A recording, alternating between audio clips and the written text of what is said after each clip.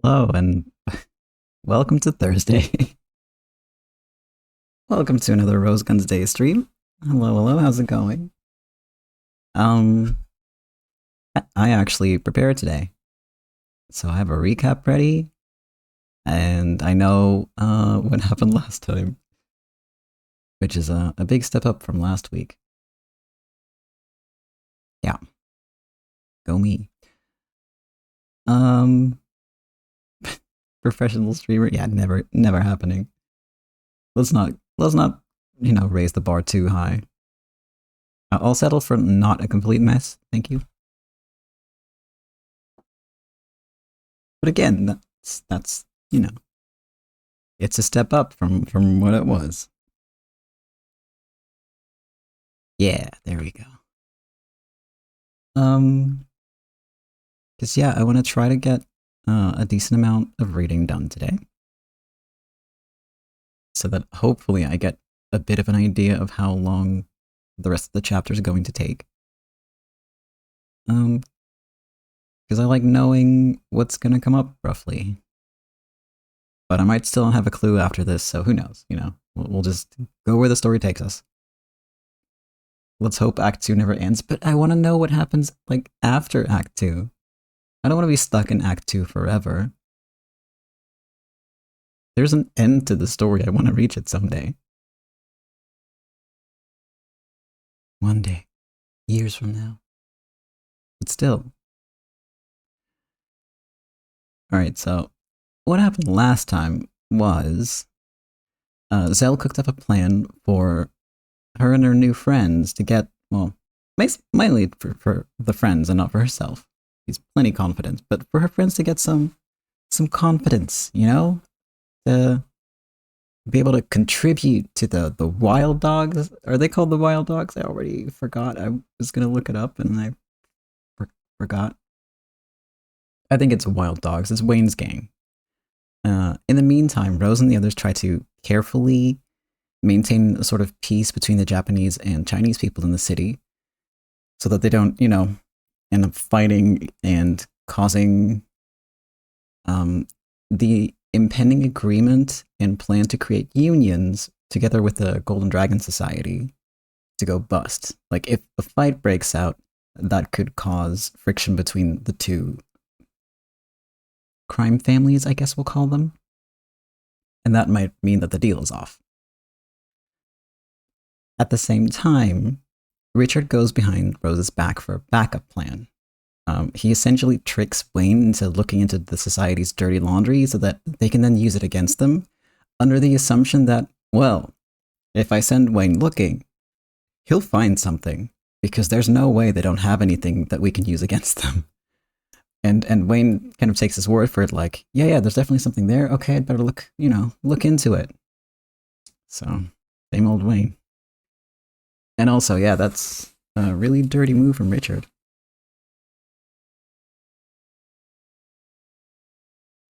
Yeah, the Wildcats just makes me think of either sports or the Thundercats. So, no thanks.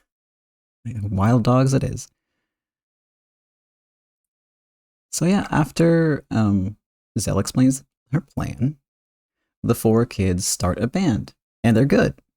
Zell even turns out to be really good at singing, and they go on a tour of sorts through various bars and pubs, all within the city. It's all with Rose's approval, is the word. So she knows what they're up to, and it's like official Primavera business that they are doing this, right? And along the way, Zell keeps her ear out for any information that could be valuable to Wayne and Primavera. And she does pick up some valuable information. There might be a backdoor employment agency operating near the docks, which would be undercutting the regular employment agency and therefore undercutting the deal that Rose struck with the open office windows. No, that's not it. Open work windows, special offers windows. My apologies. I have no context for this other than what the game has told us, so I don't know what the fuck a special offers window is, I have to admit.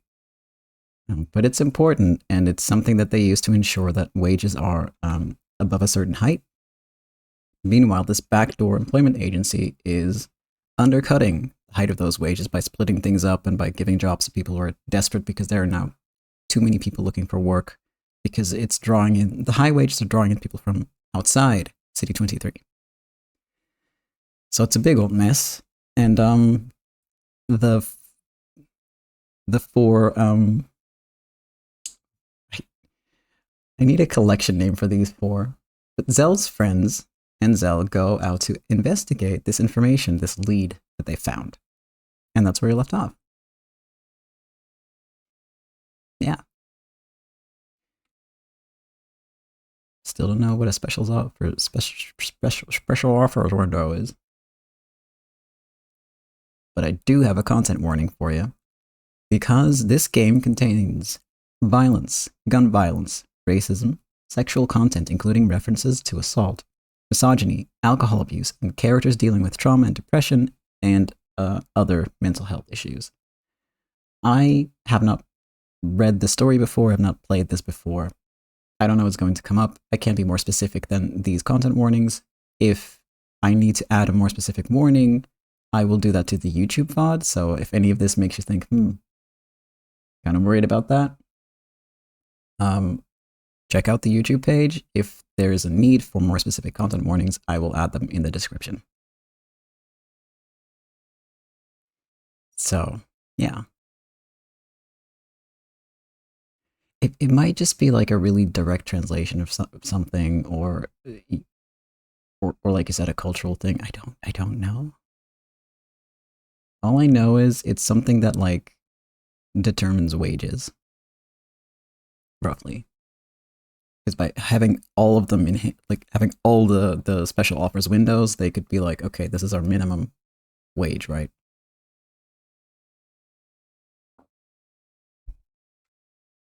And the end goal is to start a union for the Japanese workers and a union for the Chinese workers.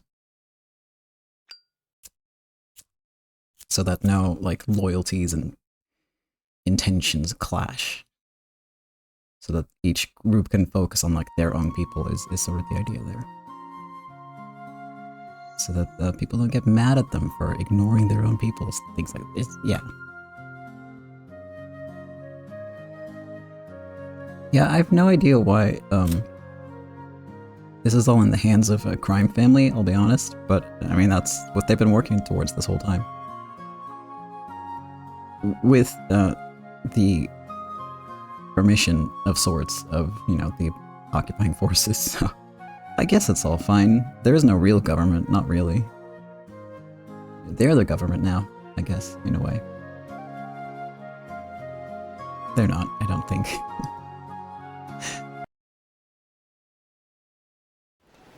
But yeah, we're going to the harbor today.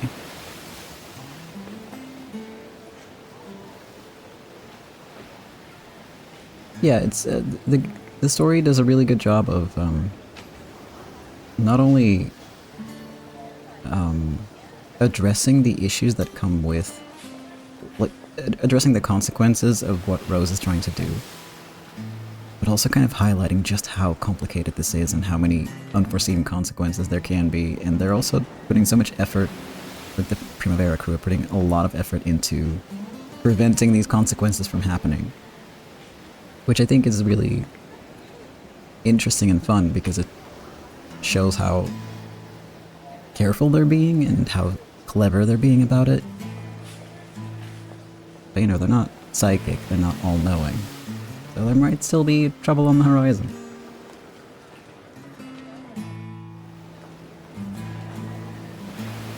The harbor area, stretching across the southern tip of City 23, was one of the busiest areas in the city.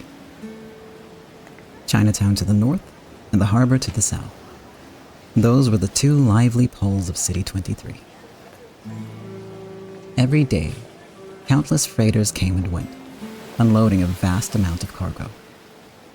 The large number of workers involved in this task worked, ate, and drank alcohol. The stores that sold them food and drink were always bustling. The harbor alone had enough vigor to be considered a city of its own. Hey kid, out of the way. Looking for daddy or something? Don't treat me like a brat.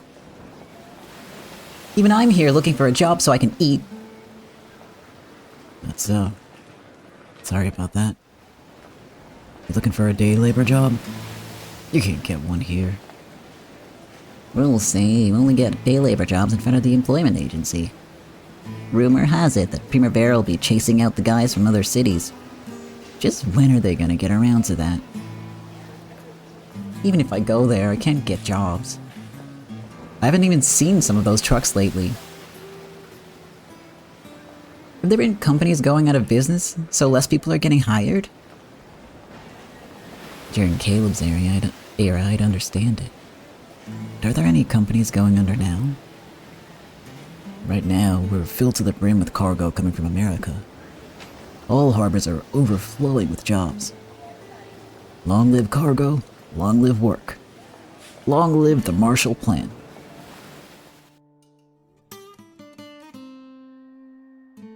U.S. Secretary of State George Marshall had proposed a large-scale plan of reconstructive aid for war-torn Europe, and also for Japan, which had been devastated by a natural disaster. This was the European and Japanese Recovery Program, commonly known as the Marshall Plan. A large amount of support was given to Japan, starting in April of 1948. It was used as a massive countermeasure to China, which was in the process of using its large importing of goods and immigrants to take the initiative in Japan's reconstruction. To combat this, China also began a massive plan to import goods, and all this importing opened the curtain on a new war. Of course, this was all on a political level. Poor Japanese laborers had little to do with it. Japan, wedged between the two countries, was boiling with the good economic times and massive amount of goods descending upon them. Not to mention all the jobs these created. I doubt any company would go under in times like this. Sure, it's not just the flood of guys from other cities. Oh. Sure, it's not just the flood of guys from other cities making it feel like there's fewer trucks? That's not it. There's clearly some trucks that aren't coming. Anyway, I'd like to get rid of those outsiders and the Chinese quickly. Yeah. Madam Rose raised wages for us. Then those bastards come swarming around here. Hey, it's the chief. Let's go. Let's go.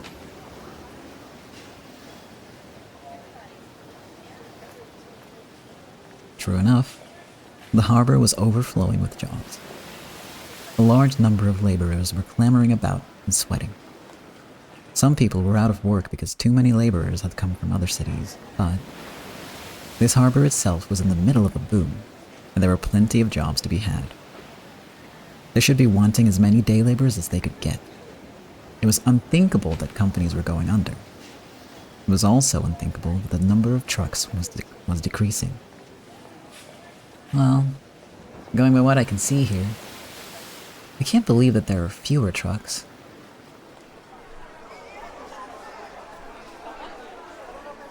The place was packed with food shops, drink shops, and countless laborers. Besides the laborers from City 23, there were also many from other cities and many Chinese people. Of course, the people from City 23 weren't happy about the others. The Chinese, who were obviously outsiders, probably got singled out for criticism a lot. However, Wayne had given an order that measures be taken to prevent fights with the Chinese. In front of shops here and there, young people from the Wild Dogs, stood like bodyguards, glaring about. Charles couldn't read them, but posters bearing the same Chinese words were posted on all the shops. They said, "Please refrain from speaking Chinese, as you may be drawn into a fight." At that moment, Charles's eyes clearly picked it out. As a Chinese-looking man came out of a shop, a man walking the other way snatched up his wallet. What a dirty job. It was a classic two-person move, where one intentionally bumps into the target, drawing his attention, while the other grabs his wallet from the other side. I see. So this harbor with jostling laborers is a pond filled with sitting ducks or pickpockets. I've got no problem with pickpocketing itself. However, going after the pockets of poor laborers is the worst sort of heresy. Hey, isn't that guy even going to notice? In Charles's eyes, it was a messy job that should have been spotted easily. However, possibly because he was full and relaxed after finishing a meal, the stout Chinese man didn't seem to notice. Normally, Charles would have ignored it. It's his own fault for being too careless. The victim was Chinese. There was a chance that this could lead to problems. The man sat down on the side of the road, taking a relaxed after-meal break. Don't get in trouble.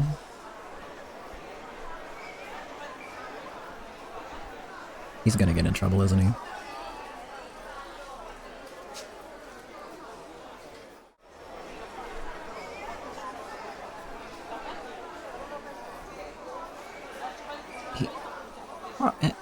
I wonder what he's gonna do. Maybe he'll chase them, maybe he's gonna talk to the guy, I don't know. I guess chasing the guys would be the best thing to do, because like, by the time you explain, hey, you got robbed, those, you know, the perpetrators are gone, you know. I'm just taking back something that was pickpocketed. I'm sure Aniki Wayne will forgive me.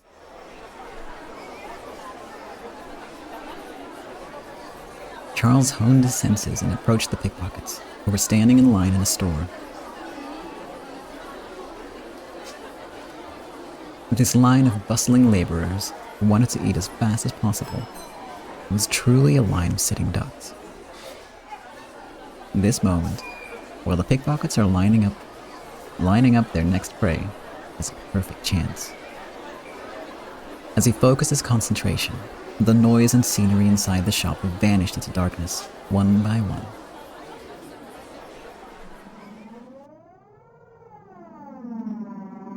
All unnecessary things were swallowed in darkness, and his senses were honed to the max. A dark world, with nothing except me and my target. It's been a long time since I felt this. Pickpocketing is a survival skill, and also a sinful skill, forgivable only for the poor, who must not attack their poor people. You heretics. I won't forgive you. Oh my god, he's going. What? Oh!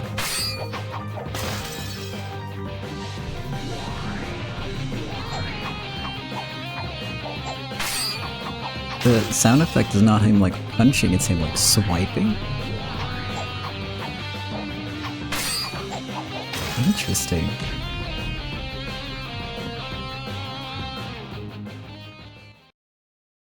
No, I think that's just him like pickpocketing. Retribution. Pickpockets must always be careful not to get pickpocketed themselves. They didn't even notice that their prize had been snatched away from them.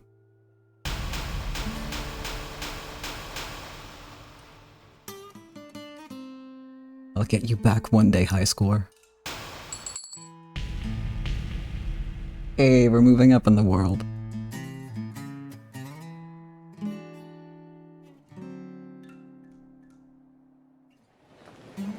We're now Golden Triangle 1948. To step up. Charles tossed the wallet at the Chinese man's feet, patted him on the shoulder, and pointed at the wallet. There'd been nothing but small change in it, but without doubt, it was still the man's precious fortune. The man hurriedly picked it up and spoke briefly in Chinese. Even though he didn't speak the language, Charles knew he was being thanked.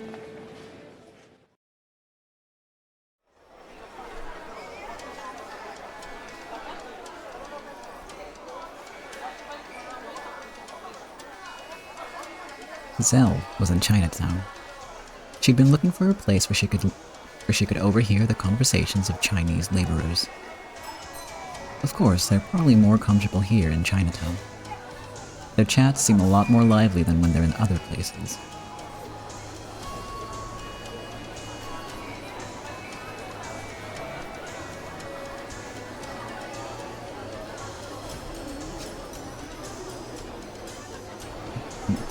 They're just trying to figure out the potential pronunciation, which yeah. Gonna mess it up, sorry. No, this finger was born off in Lao Heiko. That sure was a fierce battle. I've heard that story 100 times. More importantly, my food ready yet, old crone?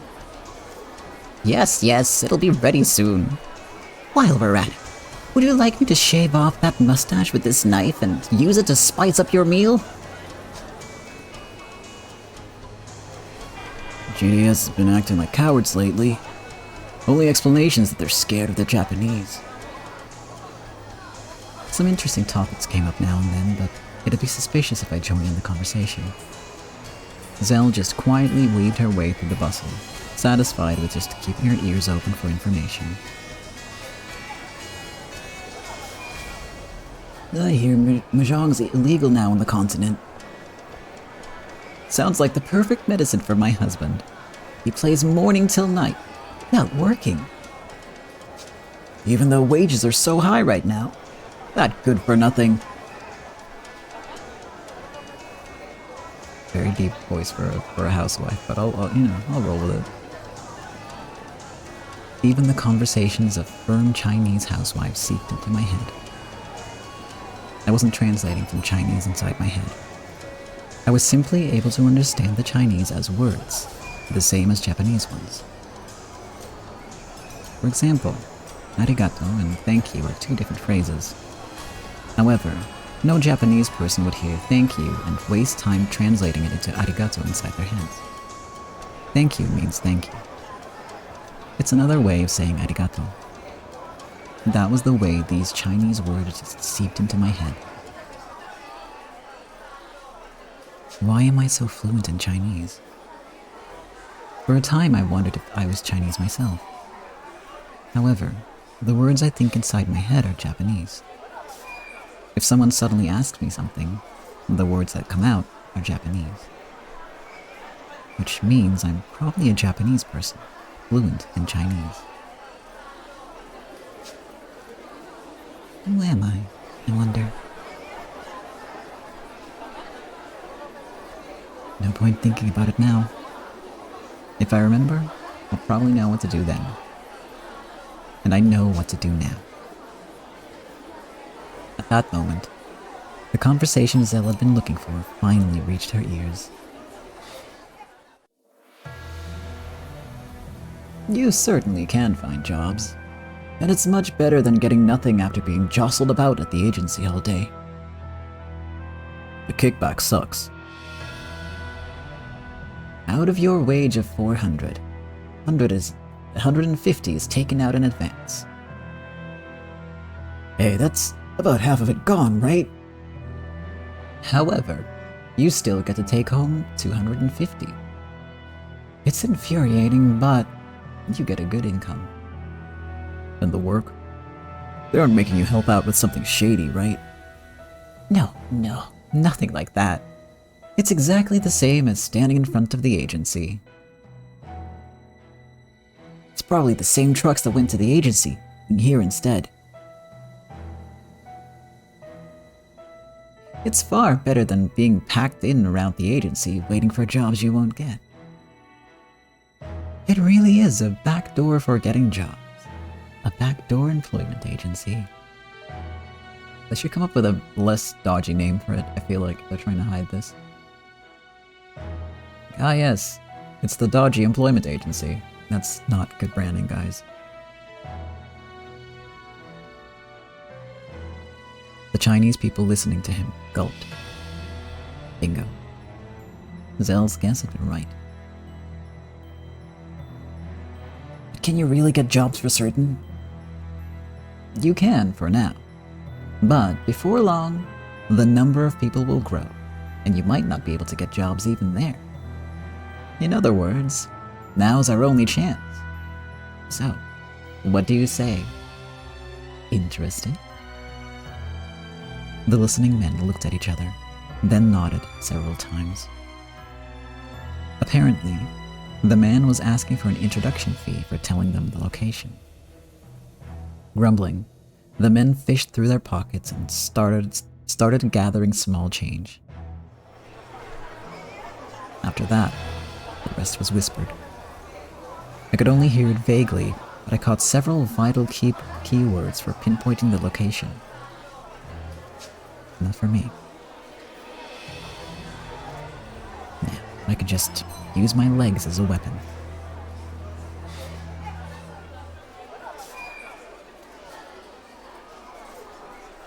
Zell slowly started walking, naturally blending in with the crowd. She pushed through several crowds in front of stores and walked 2 blocks. After that, she walked into a small, quiet, empty alley and hid in the shadows.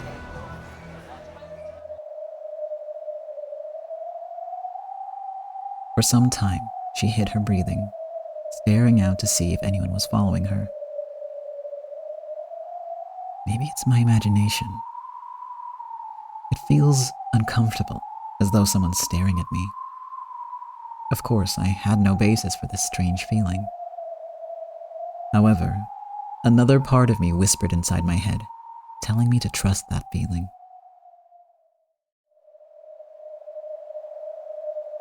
If only the Chinese know about this backdoor employment agency, there's a very good chance that the GDS is involved. That means Chinatown is practically enemy territory. I should follow my instincts. I watched for a while, but I couldn't sense any other causes for suspicion. Did I just get too tense and scared of something that didn't exist? Right now, I'm more worried that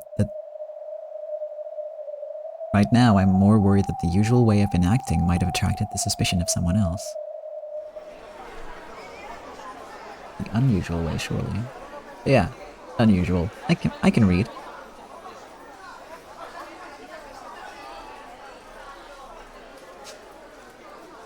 Zell walked out of the alley, merged with the crowd of people, and melted out of sight. I knew it. I knew it. It was the small girl who had been observing Zell before. Zell's instinct had been keen enough to pick up on the girl's presence, but the instincts of the girl, who noticed that she'd been noticed, must have been even more keen. Since her presence had been noticed, she couldn't get close. And if the other girl melted into the bustle of the street, it would be difficult to chase her alone. The girl gave up on her pursuit, returned to the darkness of the alley, and looked around to see if anyone was watching.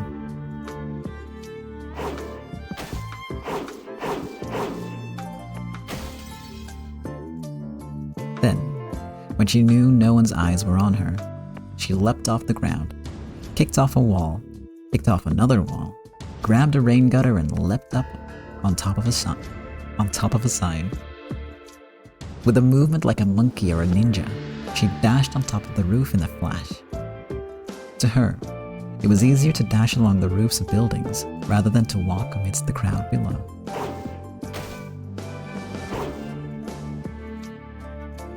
She dashed across the skies of Chinatown. She leapt past roads, leapt past large signboards, and jumped from roof to roof. Then, like a swallow, she jumped through a window on the second floor of a Chinese food restaurant. She rolled about on the floor, terrifying the men inside the room. "Who are you?"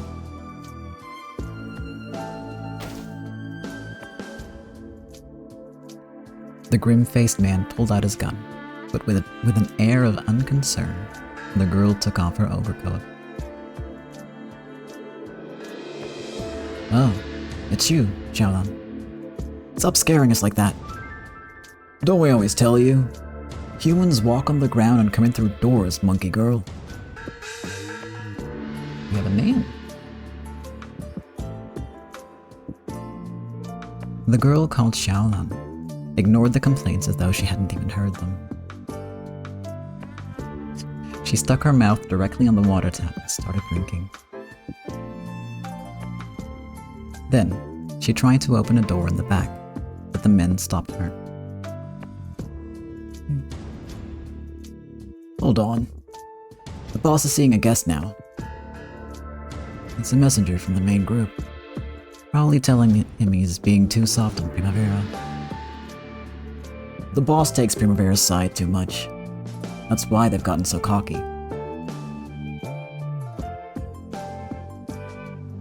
Still, well, Aniki Meiju basically got where he is today by teaming up with Richard and raking in the dough. From the main group's eyes, it probably looks like he's sucking up to Primavera. You know, there's even a chance Aniki Meiju will be dismissed. They make a ton of money off him, then use him as a scapegoat. The main group won't stop at anything, will they? Where's Xiaolan? Disappearing and reappearing. She never does anything that isn't sudden. Well, we now know where she's with the was it GDS? Golden Dragon? Yeah, the GDS.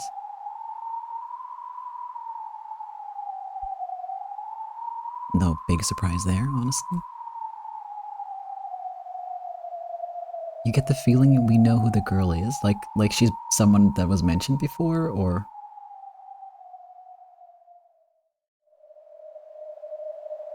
I don't remember there being any girls mentioned, I'll be honest. You think it's the boss? The young lord? Interesting. That could be.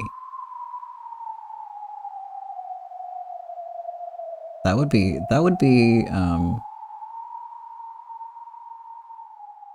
that would fit perfectly in line with, you know, the Umineko stuff? About how to set up like a fair mystery, right? That would be perfectly in line with that, because this young lord, if we haven't seen hide nor hair from this young lord, unless it's Xiaolan. So, sounds convincing to me. Yeah, you're right. And it might be some misdirection there, yeah.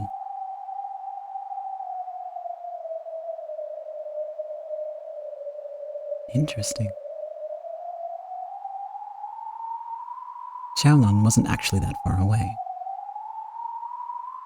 She was only one wall's distance from them. She walked on the edge of the outer wall with the dexterity of a cat.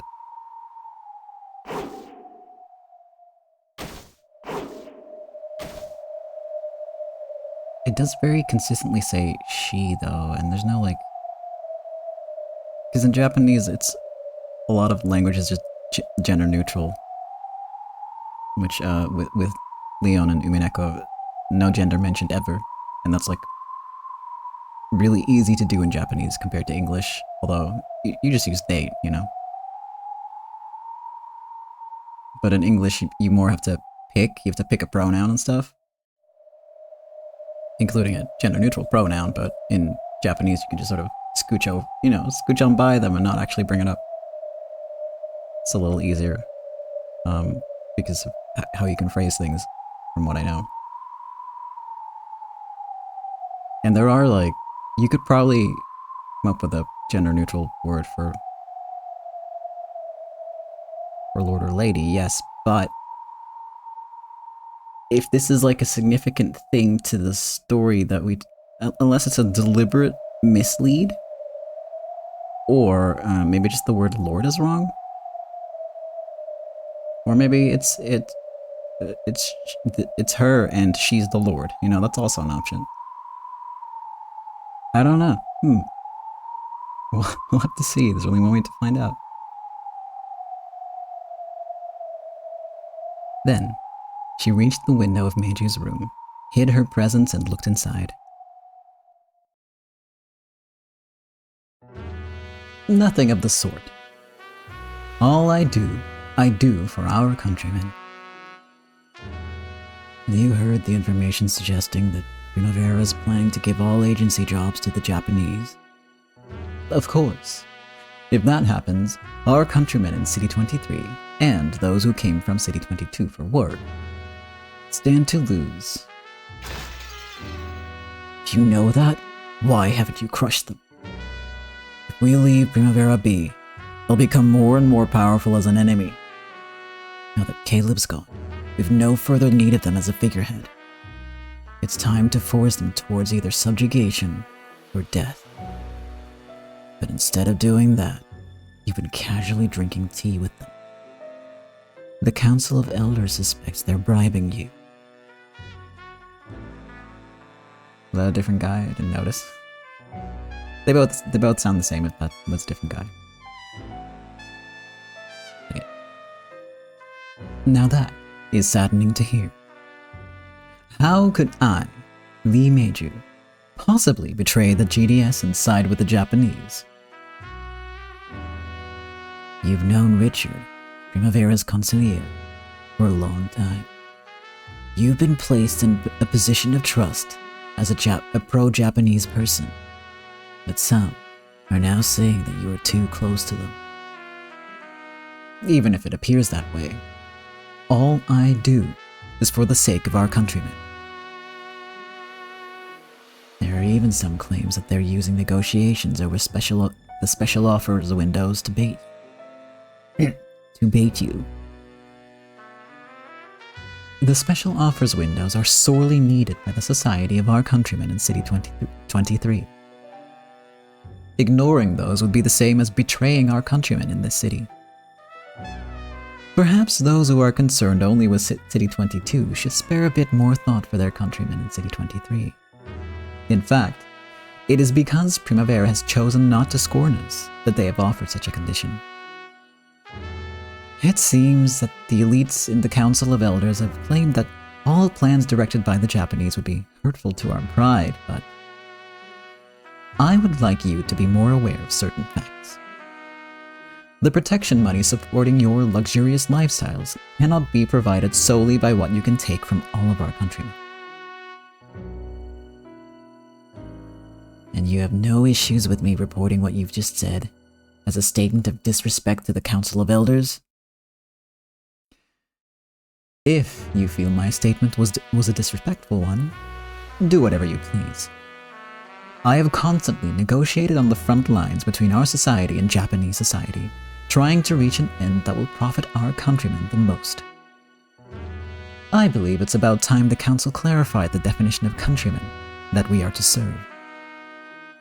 If I'm not mistaken, when our previous leader made his dying wish, he did not use the word countrymen to refer to the Council alone. Oh snap. The just cause of protecting their nearby Chinese countrymen was the GDS's rallying cry. However, once their previous leader passed away, the Council one-sidedly decided that the young lord, who had returned from studying in England, was still too immature to become a successor. During the wait for the young lord to grow a suitable attitude, the Council had acted as representative for that duty, and had turned the GDS into their own plaything. Those like Meiju, who still admired the old leader and felt that his son, the young lord, was the proper successor, were gradually becoming scorned by the pro-council faction. It really was just one guy. I don't know why I thought it was two. I'm confusing myself. Are you absolutely sure? I will report your statement word for word. Be my guest. If the Council feels that our countrymen in City 23 are the countrymen we ought to protect, then there are no problems with my statement. If that is indeed the case, then please continue to leave everything to me.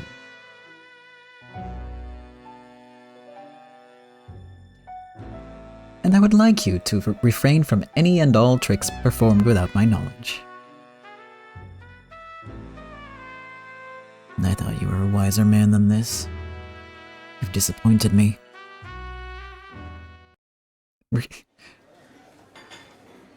Man has a point though. It's like, oh, you're so disappointing, but like he said, nothing that he said was wrong. He's just pissing off some greedy old guys. I support him. Mage's got my vote.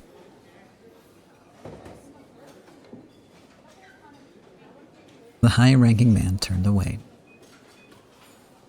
Meiju bowed deeply to his back as he left.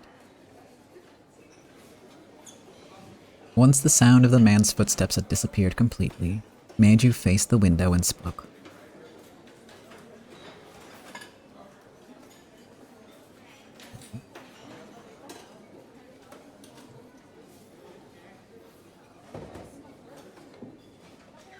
Thank you for keeping a lookout. It's okay now.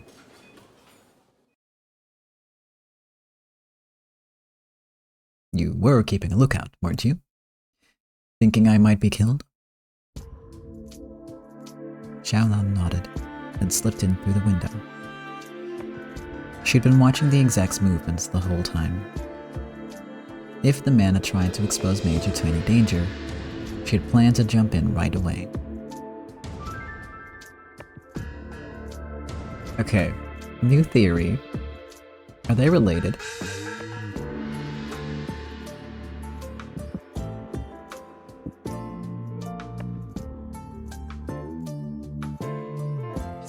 His pet assassin.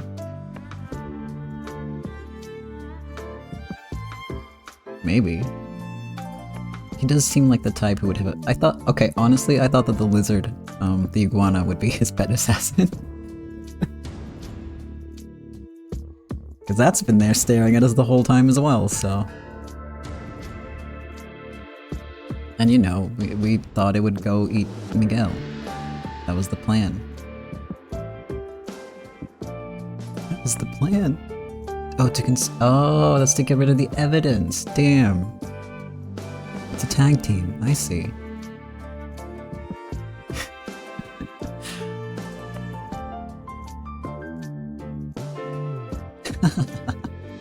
I haven't gotten that senile yet. I could easily kill a man like that, or put him to sleep in the blink of an eye. They do have very similar features, just putting that out there. Same eye color.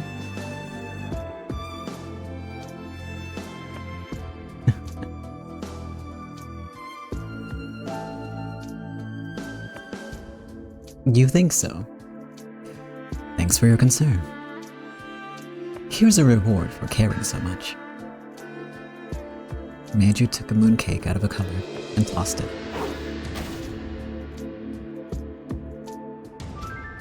Okay, you might be right with the pet assassin thing.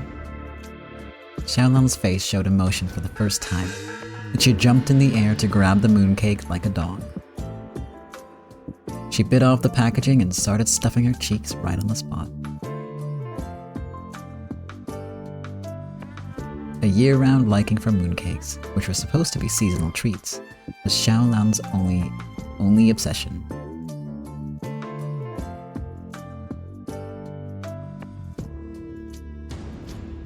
As she focused entirely on eating, Meiju gazed at her fondly, like a grandfather watching his granddaughter play. Has anything changed lately? I doubt you came here just so I could give you some mooncake.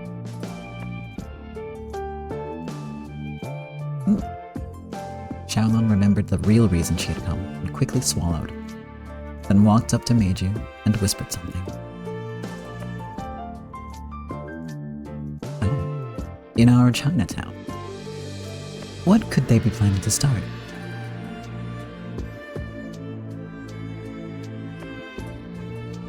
No, let them do as they like for now.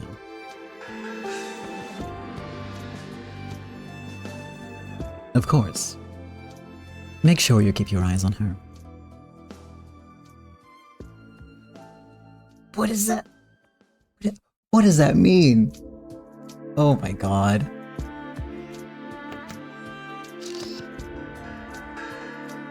Okay, so not pet assassin, messenger? Spy? Spying on Zell and the others. Or Meiju, right? Meiju knows who Zell is potentially. Hey, What is going on?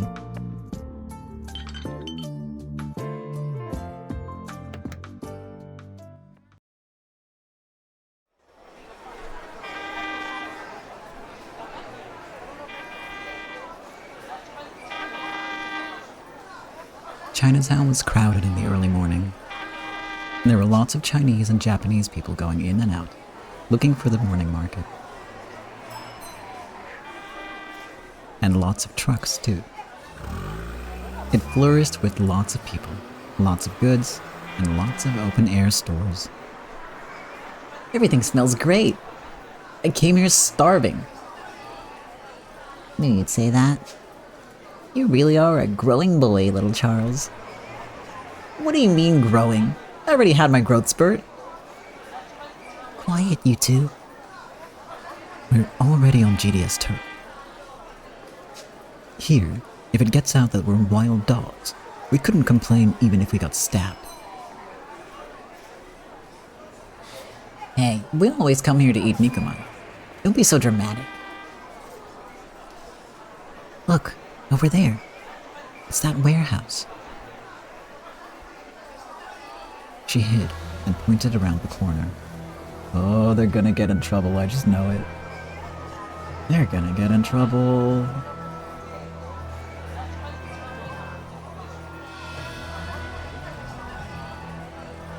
There was a large warehouse, lined by people, with several trucks going inside. Ah, the truck that just went in. I saw it at the harbor. I see. So, this is the spot after all.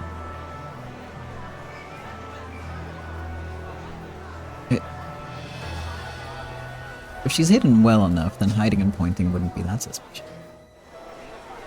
She did sort of like blend into the crowd previously, so it seems like she's sneaky. She knows how to sneak around, you know? Which begs the question, why on earth does Zell know that? And yeah, how does Meiju know about her? What on earth is going on? So, this really was the backdoor employment agency. So, what should we do? Should we take pictures from all the way out here? Looks like we'll have to take them from the inside after all. A photo taken from here wouldn't be decisive evidence. Yeah, I guess. Figured you'd say that. But how are we gonna sneak in? Fortunately, it's in the middle of the city. Let's blend in with the passers-by and take a look around before planning.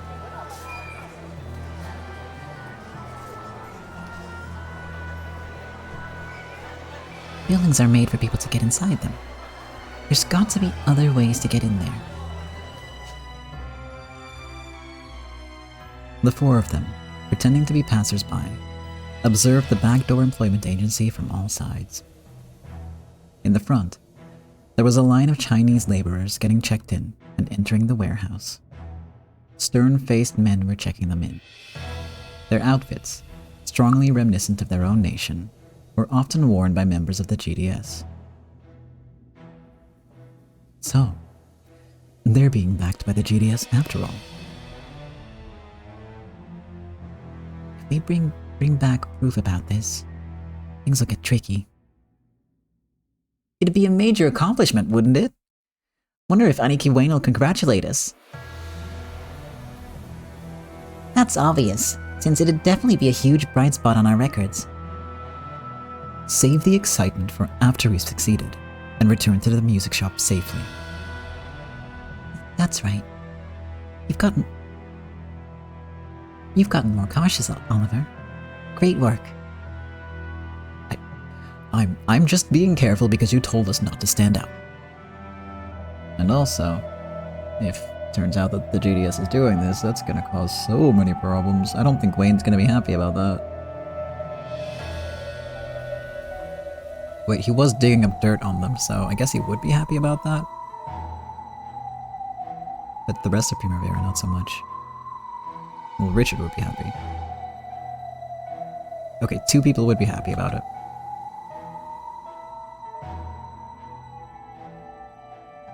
They walked around the block and came to an alleyway behind the warehouse.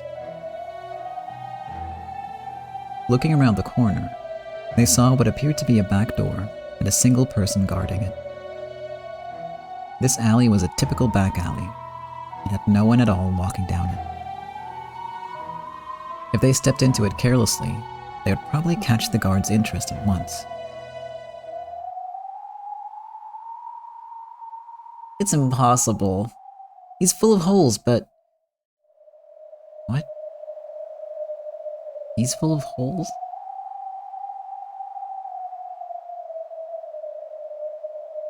We really couldn't avoid getting caught at this distance. He'd see us right away. But I'm sure this is an opportunity. An opportunity? Why? Look at the chair the guard's sitting in. The guard was sitting on a dusty folding chair, smoking a cigarette. Zell was pointing out the fact that, in addition to that chair, there were 3 more. So, normally, there'd be 4 guards there. All the guards we saw at the front were imposingly standing at attention. But this guard is clearly slacking off. So his tough superiors are probably out today? I get it. So that's why this third-rate guy is slacking off.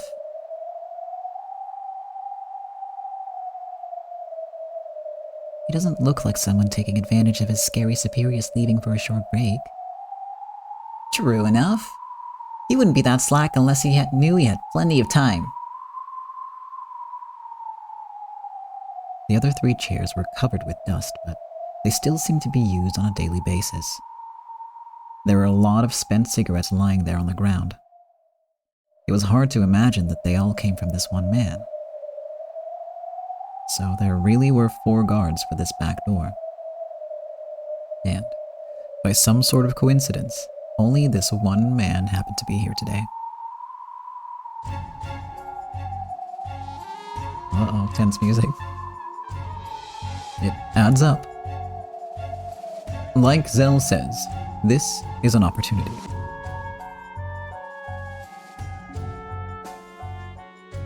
Still, this street is no good. The moment we step into it, he'll notice us. But we can't waste this excellent luck. If we jumped out from here, how long would it... It's impossible. We couldn't do it without him noticing. True. Unless we can take him out. If we just needed to get into that door, there should be several ways to lure him out. But all of those get pretty rough if we need to escape from here after snapping pictures inside. Oh, wait, yeah, they borrowed a camera, didn't they?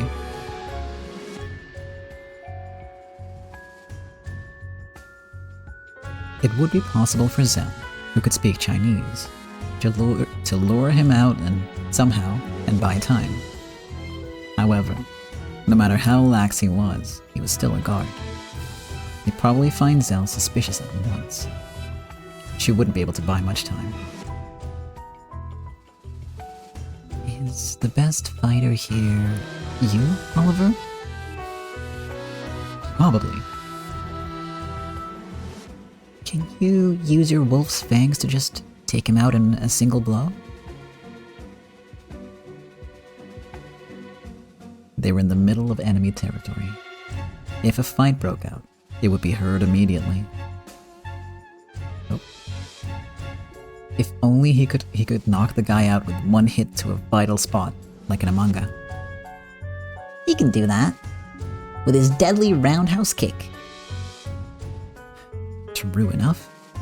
A hit to the... Rikishi, why is it always this one? I always struggle to actually pronounce this one for some reason. But... Hold up. A hit to the medulla oblongata. Oblongata? And anyone would go wide-eyed. You know you can kill someone like that, Oliver? You know that, right? That can kill a person.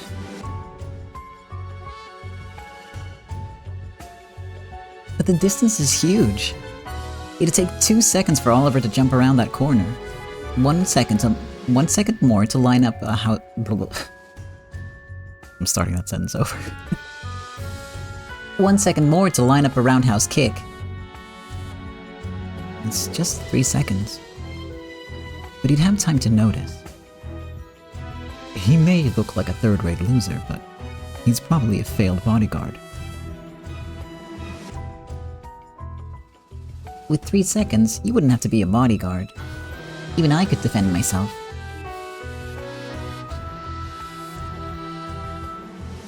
In other words, even a finishing roundhouse kick wouldn't be a clean hit if they were noticed. If that happened, they would get noisy, and enemies would pour in. The plan would fail. Don't you have any finishing moves, Charles? I'm a pickpocket. I could steal his wallet, but I couldn't beat him up. But Charles would probably be able to get behind him faster than me. Even so, if I jump out there and he notices me in a second... Nina, you were a slingshot master, weren't you? Can't you just shoot him in the face from here and knock him out? It's not that powerful. At best, it's like whacking someone with a ruler. And it still hurt like a bitch. If we can't defeat him with a single shot, then it's useless. No, that's enough. What? If we combine our talents, we can take him out. You blink a slingshot at him while distracting him, and then Oliver sneaks up behind with Charles's help and then hits him in the back of the head or something?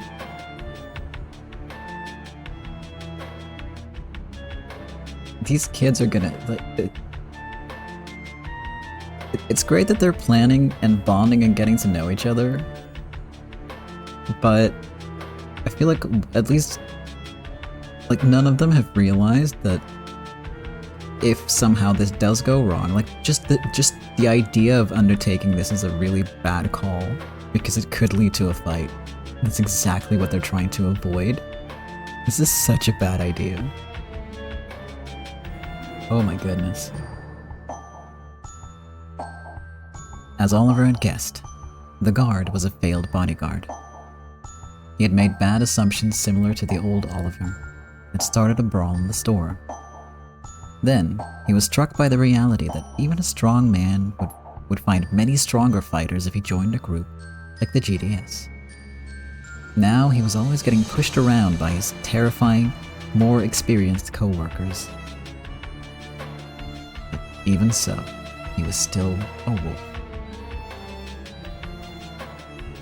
Okay, with the way we're getting this man's sad backstory, he kind of reminds me of the goat that you get the sad backstory of in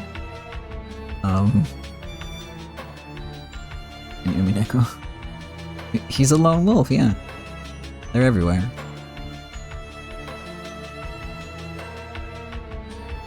They really should check with Rose, because she'd be like, no, stop. Stop, don't do this.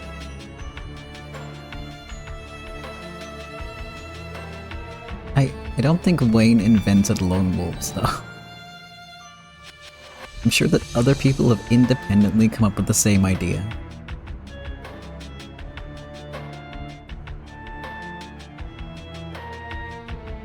He dreamed of accomplishing something great one day and rising up to become an exec. Because he was a man like that, he always looked forward to trouble. He may have looked totally off his guard, but it would surely be difficult to defeat this man instantly. Even Oliver, with his roundhouse kick finisher, couldn't close that distance in a moment.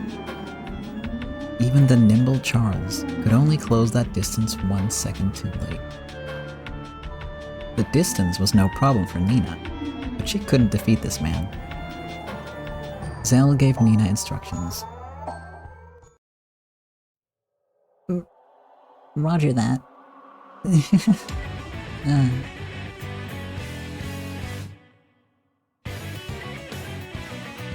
This is the first time this little guy has ever been useful.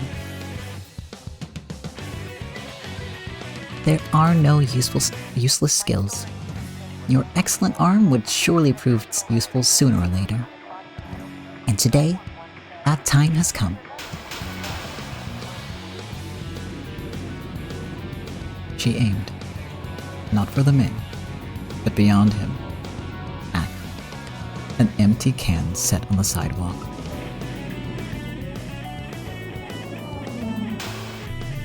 Uh-oh.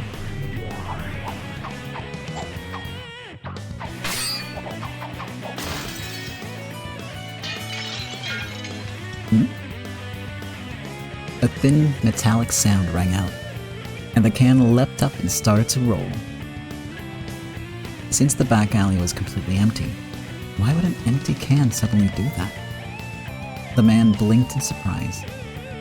Distracted by the empty can, the man turned to face the opposite direction from the shadows the four were hiding in. Then, for just a single moment, his mind went blank.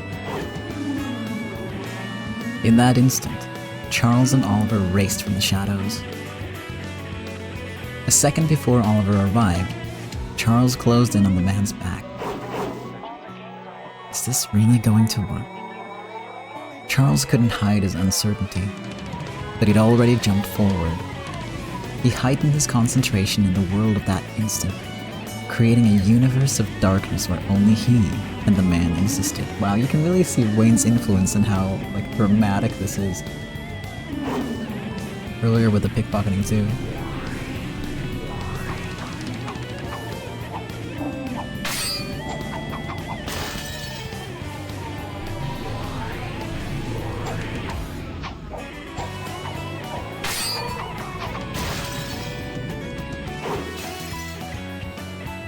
Charles's fingers smoothly grabbed the man's sunglasses.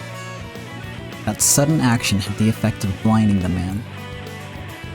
He had been distracted by the empty can, blinded, and the combination of those two weak points turned opportunity into reality.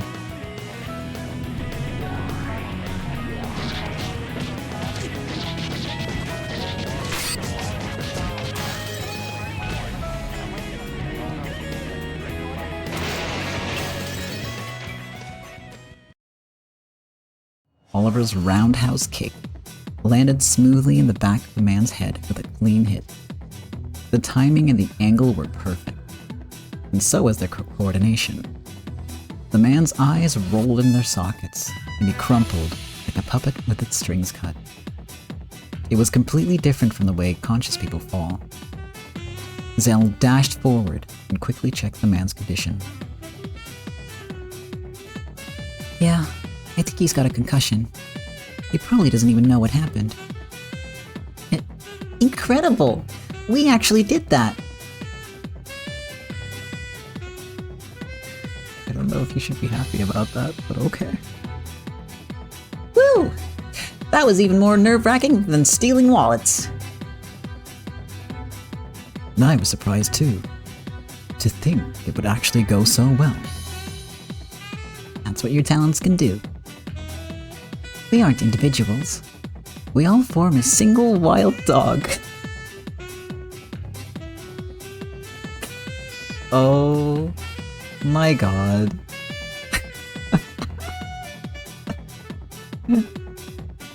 It's like when the Power Rangers get in the robots and form the Megazord, you know? Dating myself with that reference, I guess, but... Oh my god. It's a single wild dog.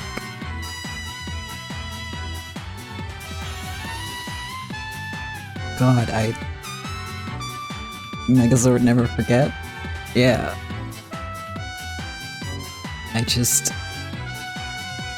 I cannot. Out of all the fucking things to say, and it was Zell too, who's been the most level-headed and uncorrupted by Wayne, you know? And then this happens. By our powers combined, we are a wild dog. That's not...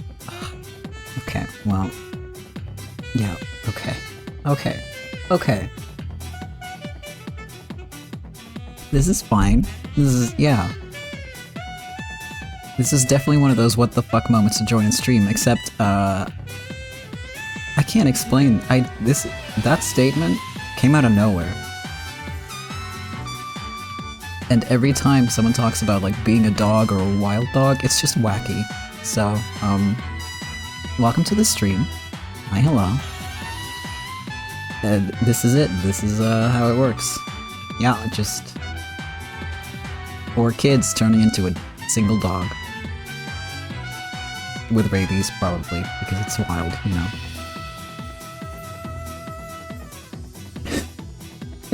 It got worse, guys.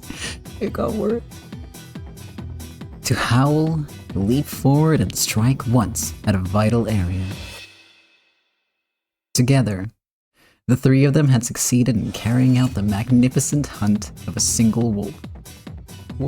Wolves go, don't they, like, live in packs? Why does it have to be one wolf?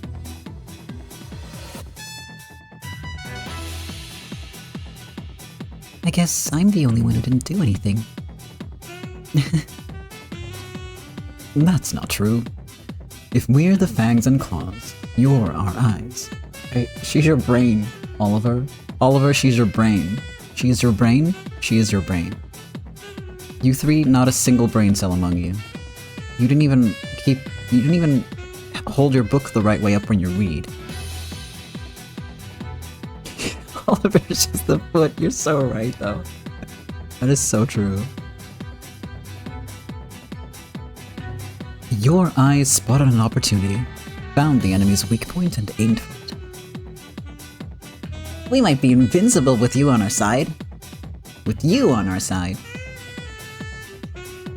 It's all because of the fortune you brought us. You really are our goddess of fortune. You're giving me too much credit. Let's save that until we've managed to get home safely. Yeah, you guys, this is like the beginning. They haven't even taken the pictures yet. For context, babe, they need to break into a warehouse and take pictures of the inside. And they just took out a guard to do that. So that's where we're at. Anyway, let's hide the big guy somewhere. Yeah. Oh, you want me to... Okay, I'll drop a save for you. Here we go. They dragged the lookout behind cover. He'd probably wake up soon. They had no time to hesitate before going inside. Also, thank you for the reminder. So this is Charles, pickpocketing expert, who is not allowed to pickpocket. Okay, I'm opening it. This is Zell, amnesiac extraordinaire, the brain of the operation. She doesn't know who she is or where she came from. Yeah, please do. If they do happen to find us, everyone make a run for it, okay? This is Nina, slingshot wielder. Slingshot wielder, that's her thing. Leave the running away to us. That's the one skill all alley rats can brag about. And this is Oliver, who kicks things really hard, mainly people. And is kind of hot-headed and ended up in some fights that he shouldn't have gotten in. Oops. Which, yeah, didn't go too well for him. But he just saved the four of them with a kick, so good on him, I guess. Yeah, he's learning. Yeah, he's actually learning to be less hot-headed, so that's good.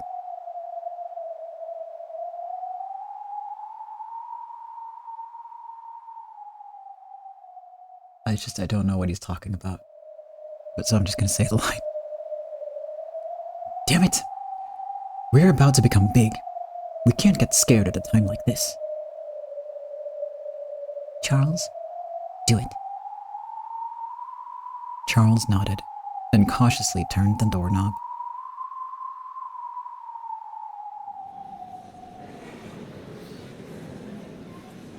The heat and humidity of a large group of people seeped out through the crack in the door, and so did a tumult of Chinese language. A large number of Chinese laborers were standing in lines. Okay, next. A pleasure to meet your acquaintance. You new here? Who introduced you? The agency fee is 150 Japanese dollars. Do they always have to pay in small change? So, you ended up showing up after all. Smart move. These kickbacks piss me off, but it's better than not being able to find a job. Is it true that Primavera is planning to kick us out of the employment agency? Like they could. We've got the GDS on our side. Okay, listen up, people. Especially the new guys. Stick with your countrymen at the workplace. Never leave the sight of your managers. Also, don't go around speaking Chinese. You'll stir up trouble with the Japanese. Try to blend in with the Japanese as you work. Make sure you don't stand out. Got that? Zell, can you understand what they're saying? Yeah. There's no doubt that this is the backdoor employment agency. The agency fee is 150 Japanese dollars in advance. He's warning them not to talk in Chinese. Huh. That guy's Japanese, isn't he? Looks like the leader of those truck guys. Oh yes, the man with no eyes.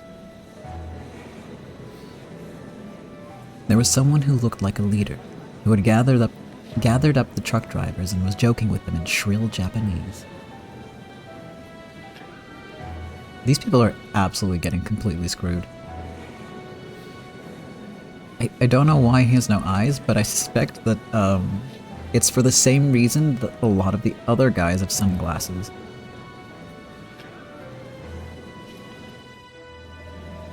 He has a snaggletooth? I didn't even notice. Wait, could that mustache guy be? Do you know him?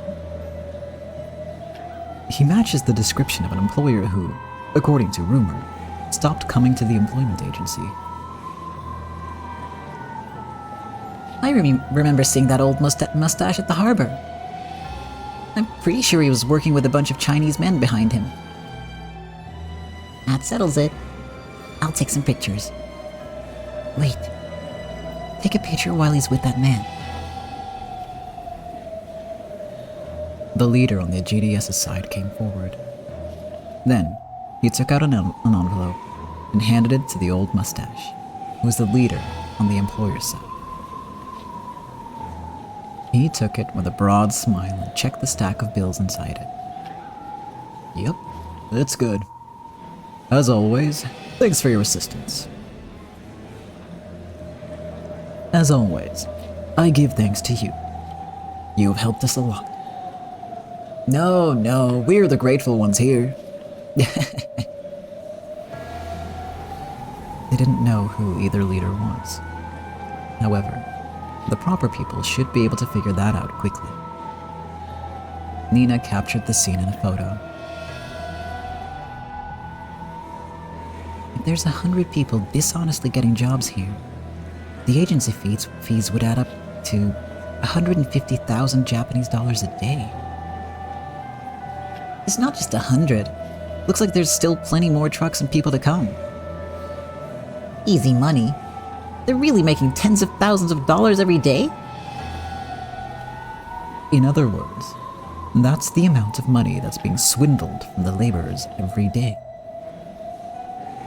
Even though Madame Rose raised wages to help the poor, it's all getting sucked up like this. Oh, Charles. It's like someone sucking the guts out of a Nikuman. Is that the only metaphor you can think of?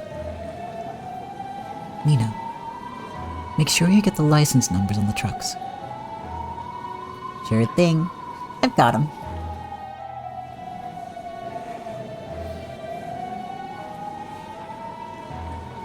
That's 15,000 and not 150,000? Yeah, you are correct. Keep in mind that I'm not sure any of these kids have had a formal education, and my brain shuts down when I see numbers. But thank you for pointing that out.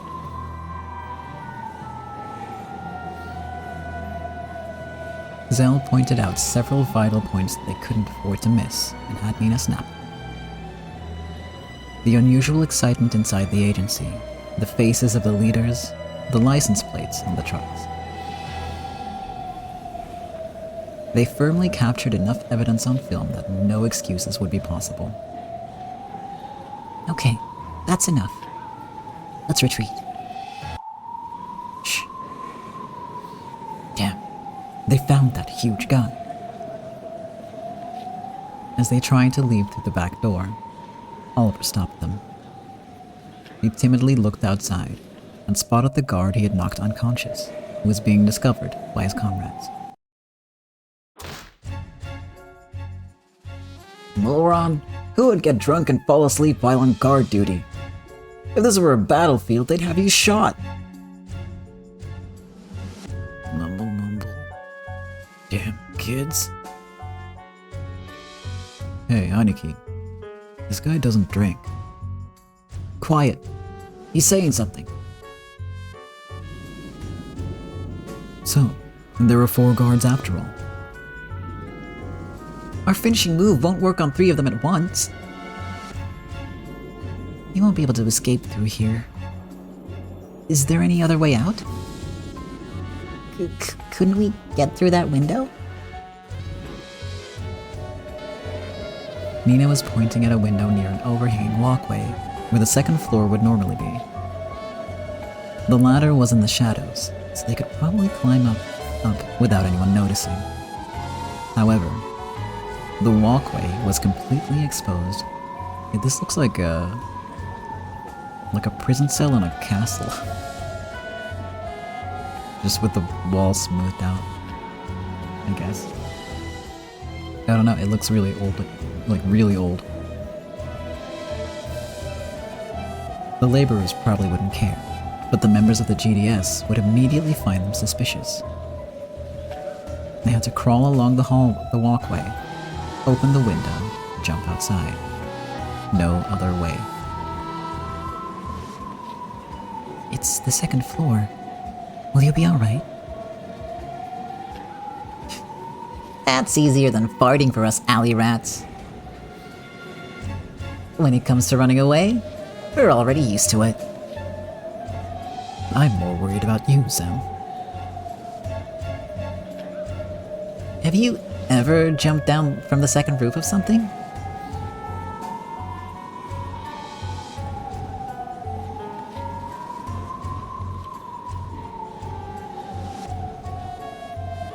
Sorry, there's some dogs going absolutely insane outside.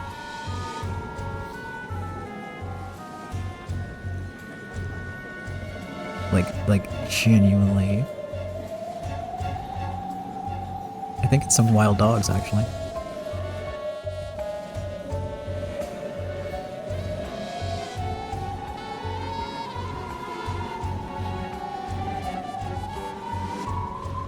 No, it's definitely multiple.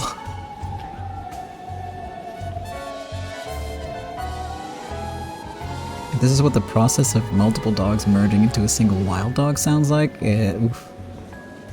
I don't think you want that.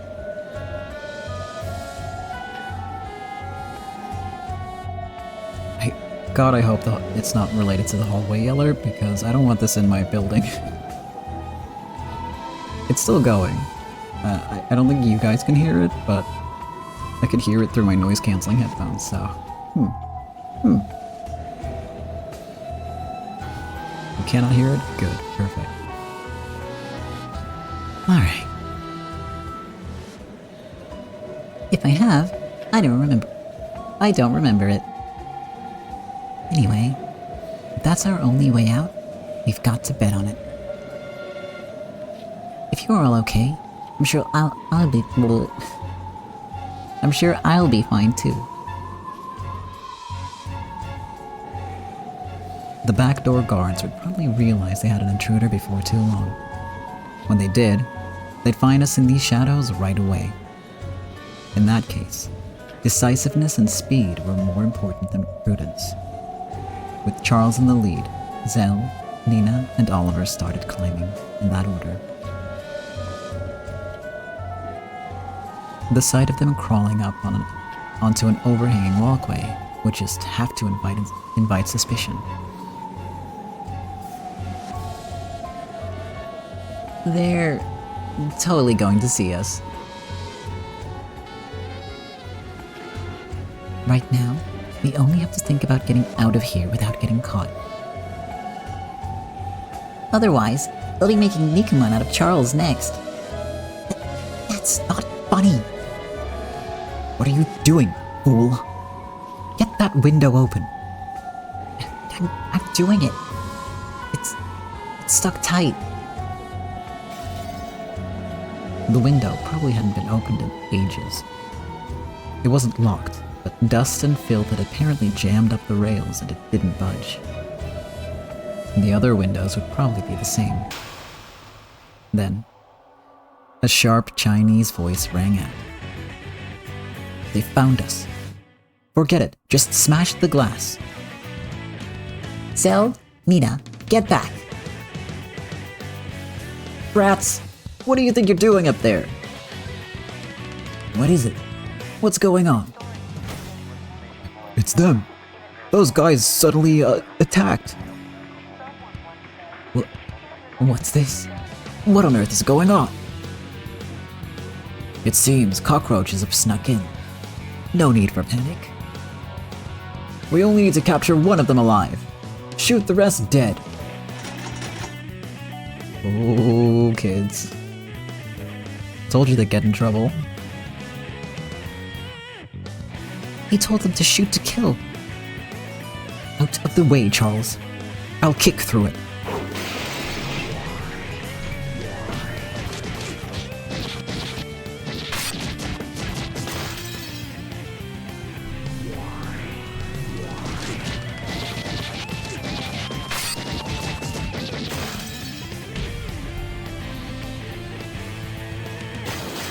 Yeah, he really KO'd that window.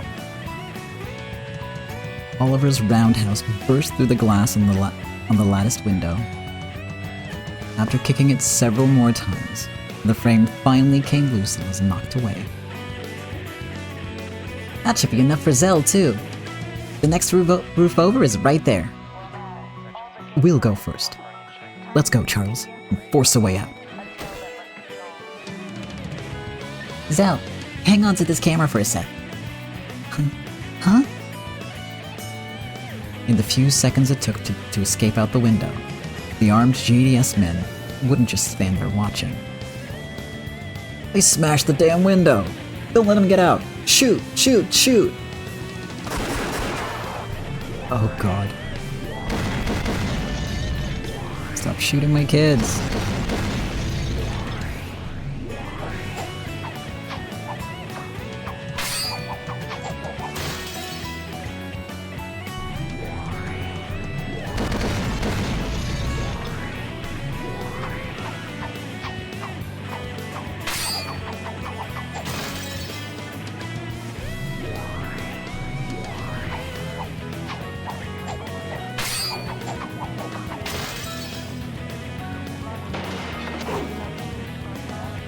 Ah!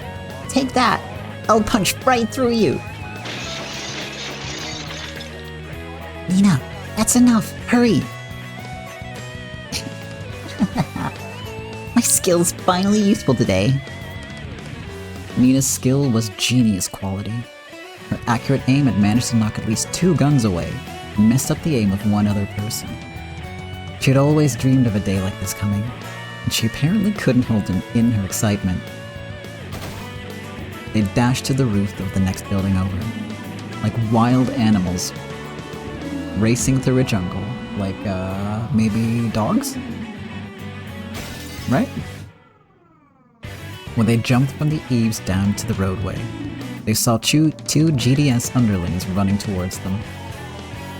If they could shake these two, they'd be able to jump into the crowd on the large street. Where's the camera? Zell has it. Zell, run. We'll buy you time. Can you do that? We can. You taught us how. Like we let you get away, brats. Let's go. People who can't do the same thing twice drop dead in the alleys. Okay, these children are scary.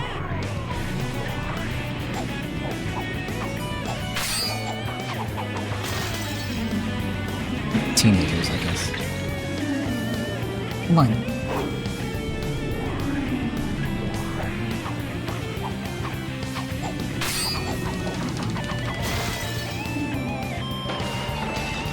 2.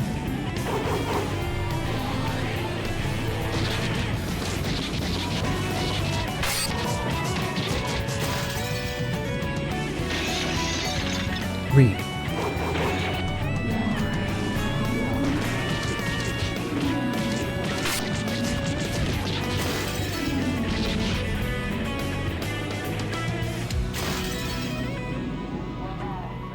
'Their coordination seemed to flow. Nina's slingshot strikes landed right on the enemy's foreheads.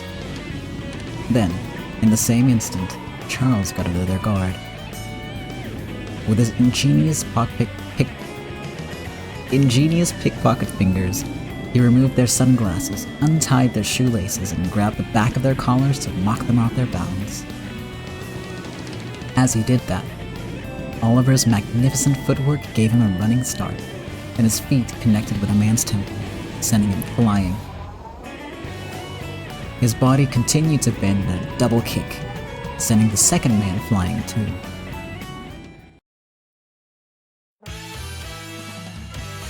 Awesome. We never forget a trick we learned once. It's only natural when your life's on the line. Hey, Zell, let's scram while we can. Zell, look out behind you. Huh?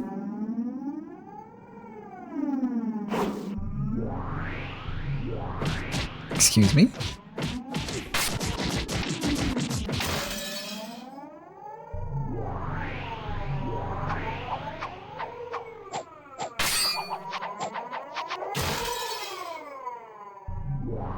Excuse me?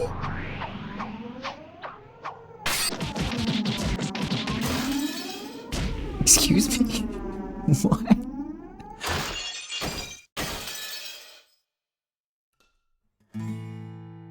The moment the man who had appeared behind Zell seemed to attack, a nimble dodge by Zell turned all his weight and momentum into offensive power as he was slammed against the asphalt. It happened in a single blow. The foe was completely unconscious and white-eyed. Oliver and the others stood there stunned, their eyes bulging. So did Zell. Amazing, Zell! What was that? A judo? I don't know. I just suddenly did something. I see. You can still do things you've memorized with your body, even if your memory's gone. Just how incredible are you, Zell? I could fall for you. I was pretty cool before I lost my memory. Yep, Cell just did that.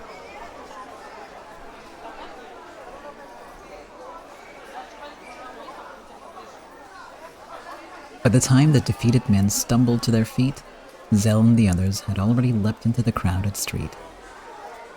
Even the GDS couldn't catch someone escaping through Chinatown's crowds. Zell and the others ran faster than ever, trying to put distance between themselves and enemy territory. Are we good? They aren't chasing us, right? We're good. We lost them. We finally got one. A huge victory. And that combination earlier was even more incredible. We were perfect. Now do you believe me? You definitely aren't dropouts.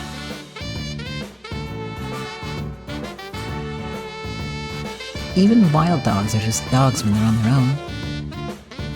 They're only able to double and double their strength.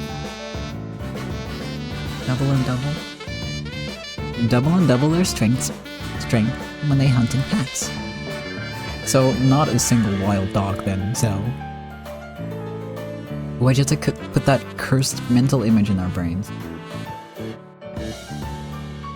With the four of us, we're invincible.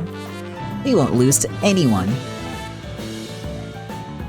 We aren't just wild dogs anymore, are we? We could form a four-person unit if we wanted to, right? That doesn't sound half bad. We did it! We did it, guys! Even Oliver, who always looked dead serious, had a broad smile on his face, and the others couldn't help but smile along with him. As they ran, covered in sweat, they kept smiling at each other with the excitement at the huge success of their plan. People saw you. They know what you look like now. I'm worried. I'm concerned. Yo! I may be concerned, but we also got whatever the hell this is. Chained Sheriff Star 1948? I don't...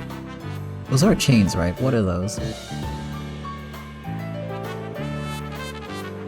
And also some wheat, I think.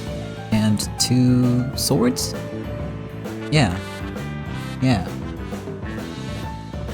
That's good, right? That's better than a triangle, for sure. Gotta be better than a triangle, because there's more points.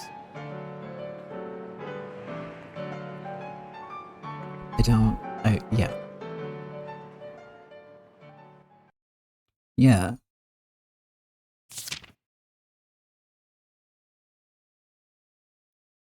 Not even any doubt they crossed the line, huh?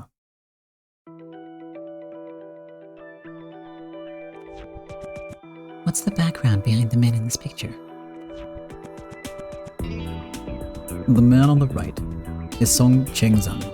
Zhang, I think it is. I, again, don't know the pronunciation. So, I'm gonna do my best, but I will fail. We've determined that he's an elite member of the GDS, who resides in City 22. The mustache guy on the left is the head of the shipping union's executive office. He isn't a man who'd have any contact with the any contacts with the GDS. The GDS probably sold the idea to him. Are other similar things happening as well? Might not be as big as this one, but it's probably safe to say that kickback programs are on the rise. And will be. Until we can manage everything through our union.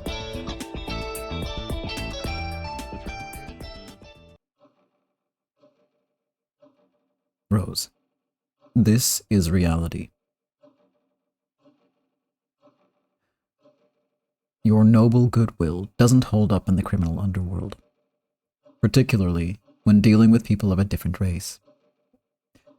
I don't like how Richard's been sounding lately. I don't like it at all.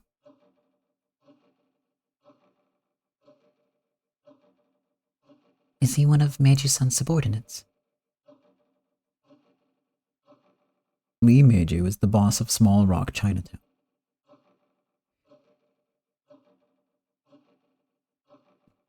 He could not fail to hear of business conducted within his own territory.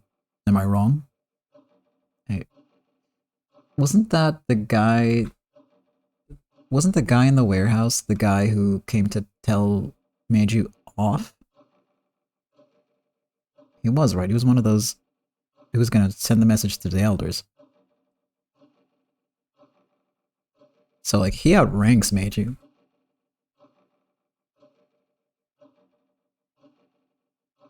So he's definitely getting the wrong idea, you're right. You might be thinking of asking him how he really feels, but that would be a waste of time.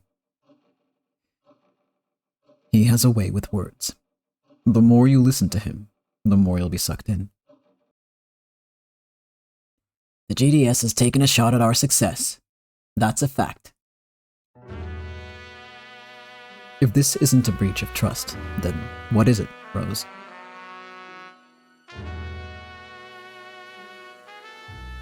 The GDS is a large organization. Even Meiji-san probably doesn't know everything it does. Of course, that's what he would claim. But this was a personal business project of Song Chengzhang. He'd probably use that man as a scapegoat, wouldn't he? More than one head will have to fall for something of this level to be resolved. In any event, we are no longer obligated to do anything for their sakes. We'll announce the establishment of the City 23 Japanese Labor Union once. Everyone's been looking forward to it. This'll get rid of those laborers from other cities.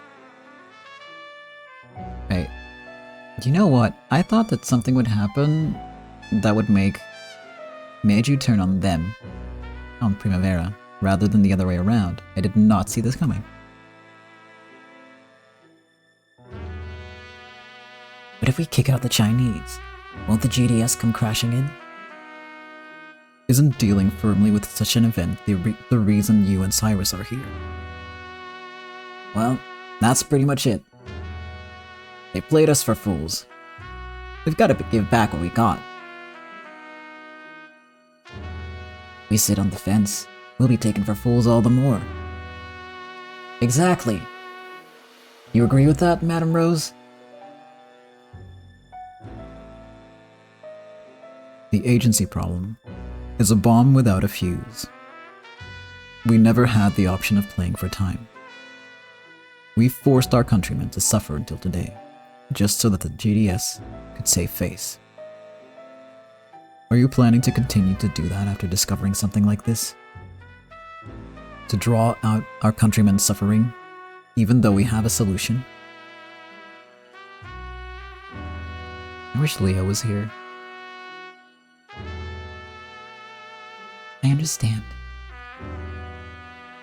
It's probably unavoidable. You've already gone to great lengths to be polite. So if they're unwilling to accept that, then they were never a group with whom we could deal in good faith. Richard-kun, no matter how things end up, this is a business matter for both sides. Be sure you don't get emotional and corner Major-san too harshly. He may be a leader of a different camp, but it doesn't change the fact that he's our friend. I understand that. We are simply requesting a quick decision from him in a business discussion.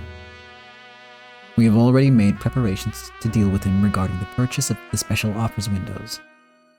We never intended to propose anything that would put them at a disadvantage.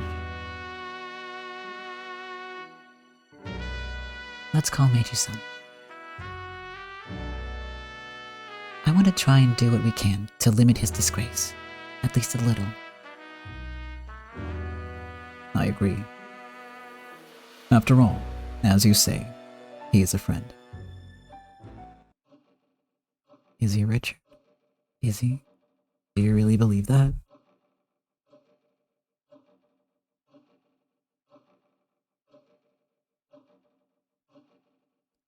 So, before that, we've got to make that shipping union mustache cough it all up. I've already sent some of my people to follow him. Before long, they'll have him packaged and sent to a warehouse of your choice. Better send the cargo to Maurice's warehouse. Shouldn't take him long to figure out what sort of place that is.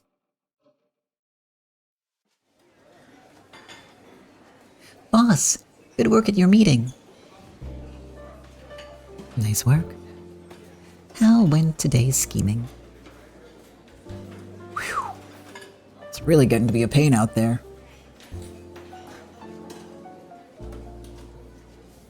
And Wayne, you'd better take it easy too, at least for today. See, look. Your fans have gotten you some of that fried chicken you love so much. What? That seems random. Wayne has fans? Wait, no, he does. He has like a whole, like, little group of groupies. Wayne likes fried chicken, which I guess... Okay, to be fair, like, a real lone wolf would like their chicken raw. Fried foods are not good for dogs. Just saying. Sorry, but I have urgent business today. Me too. Sorry about that. Today, the underworld's been busy before the day's out. You too? Must be crazy out there today. Got that right. Wish we could all get together at a pasta gathering every now and then. Definitely. You'd better take a break from playing Mafia every now and then. Raw straight from the bins, just like how Wayne likes it. Yeah. Maybe he, you know, has moved on to fried chicken to cover up his roots, you know? Like it's too embarrassing. Like he's a big shot now. Oh, Rose. Are you okay? Can I have a drink? Something sweet, please. Sounds like it's pretty troublesome this time.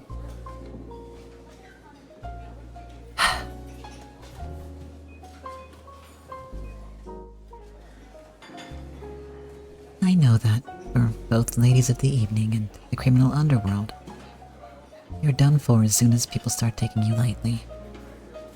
But if that keeps on repeating itself, you end up with unavoidable war.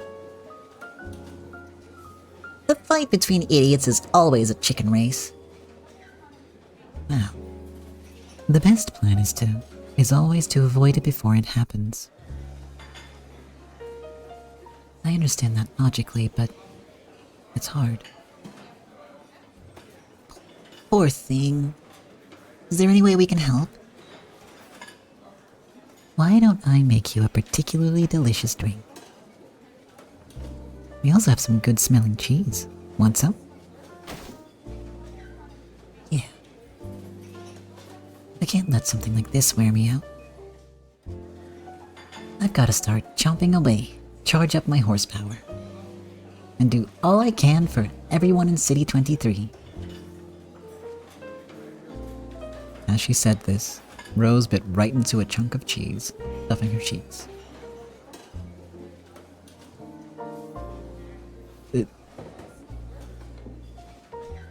That is a lot of mentions of chicken and cheese, yeah.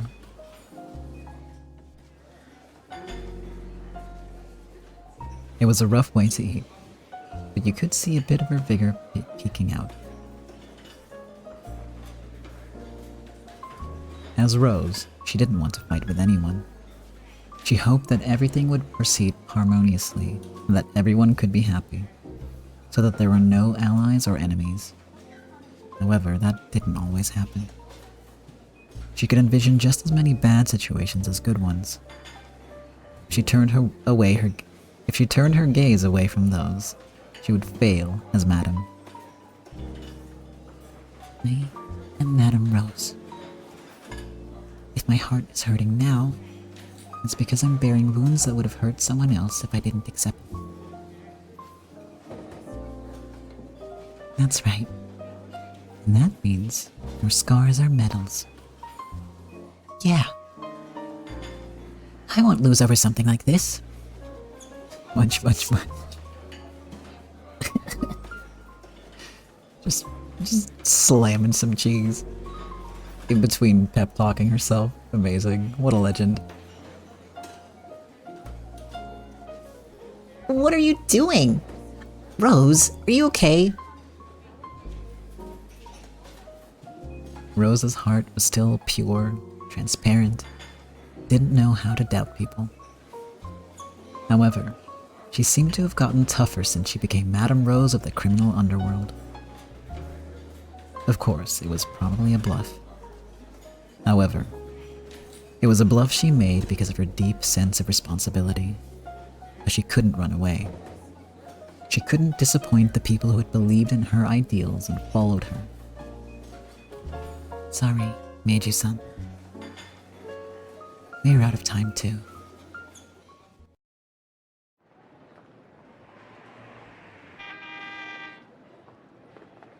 I think that's a good place to call it.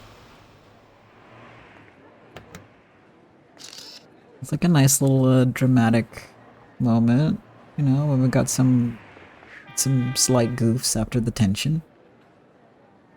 It is a cliffhanger, but we also kind of clearly know what we're gonna get into next time. There's some mysteries floating around that might get answers, and they might not. Like, who the fuck is Zell? Who is she?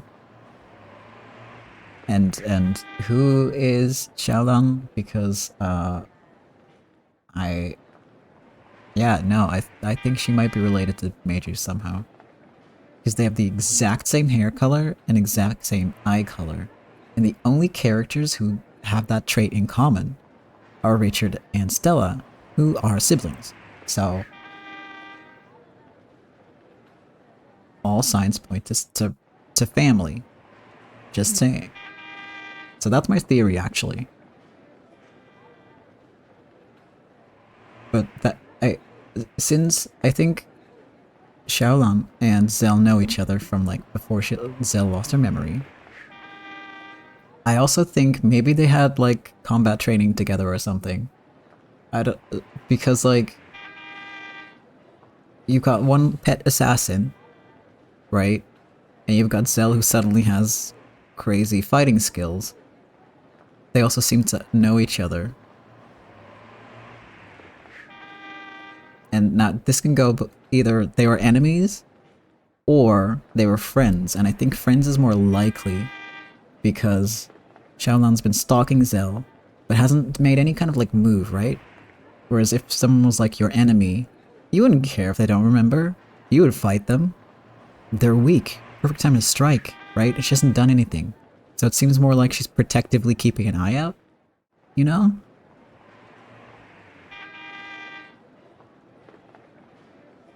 Do I think if she's from one of the other city crimes families, maybe? It could be.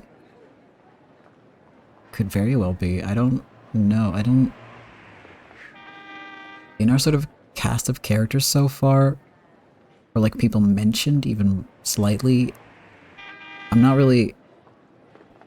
There's no obvious standouts for people being involved with Zell, other than Meiju and Xiaolan, right? Other than them, I don't know who she could be involved with.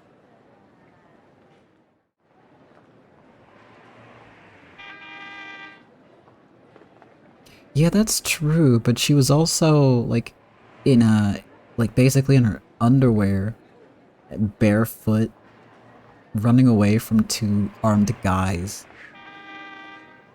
And maybe she was, like, drugged or something? She was definitely kidnapped, I would say, or in the process of about to be kidnapped. But yeah, maybe she was kidnapped and escaped from a kidnapping, right? Very possible. I don't know. But the way that she's fluent in Chinese kind of implies that she, I don't, you know, maybe grew up in an area that was bilingual rather than, oh, she grew up like Japanese or she grew up Chinese. Like, it's definitely both, but I can't really think of any people who are explicitly. I mean, Stella is bilingual and fluent, so. I don't know. We don't have enough to go on, I don't think. It's a mystery. For now. Yeah, Stella is fluent in Chinese. It's because she's initially the point of contact with Meiju.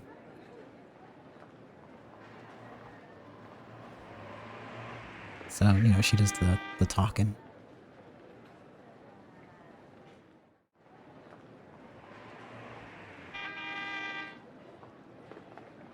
Or was it English?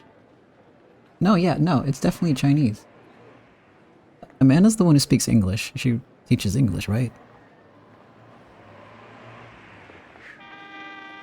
Because I know Stella knows some English. Because she talked to Butler a bunch of times. But so does Rose.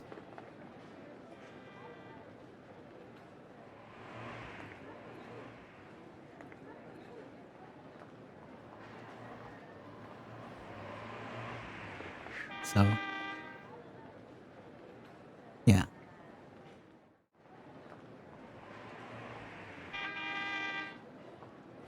I'm just thinking, I can hear the gears in my own brain, but I'm not coming up with anything useful, so I don't know. We will have to see.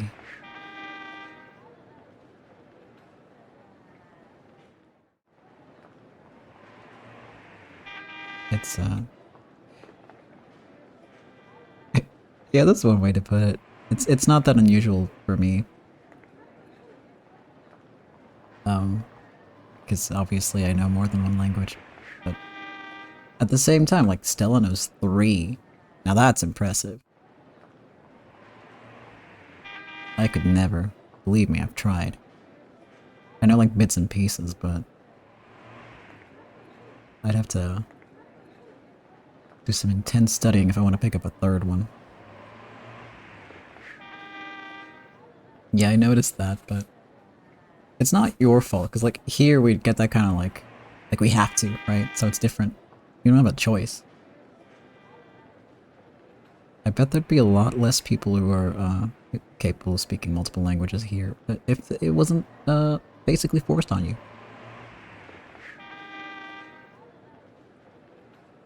Okay, I did save, right? I did, good. I'm gonna turn the cars off.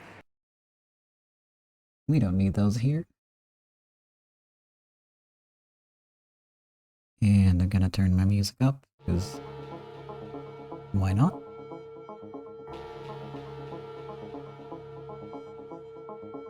Alright. Alright.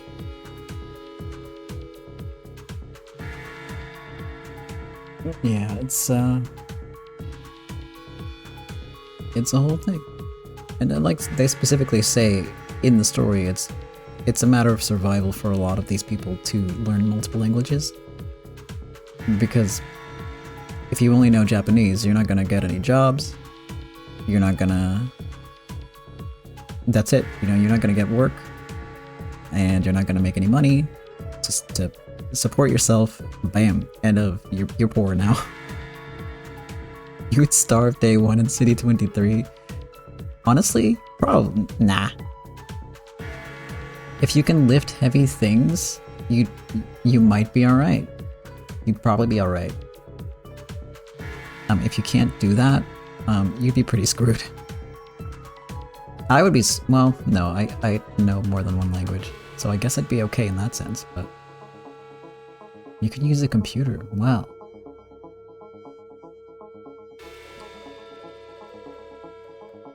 You might be able to, I don't know. You might be able to find some work in a 1948 sort of equivalent field, you know? But the language would definitely be that would be a problem for you. 1948 IT help desk, is that one of the high score badges? Oh, I can't wait until we get that one.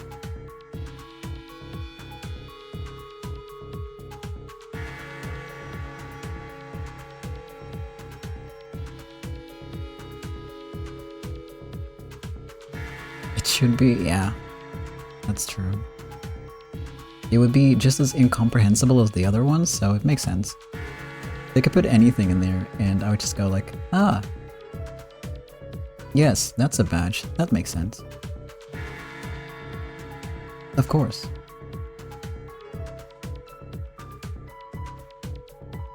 Like, they could put in, like, just...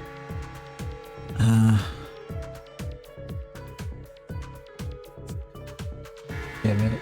I should have thought of something before I opened my mouth, because now I have to scramble for, like, a funny thing to put in there. And I can't. I got nothing for you.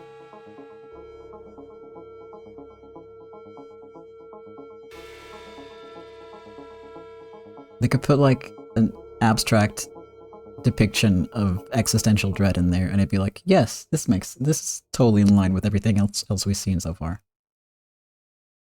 Existential Dread 1948.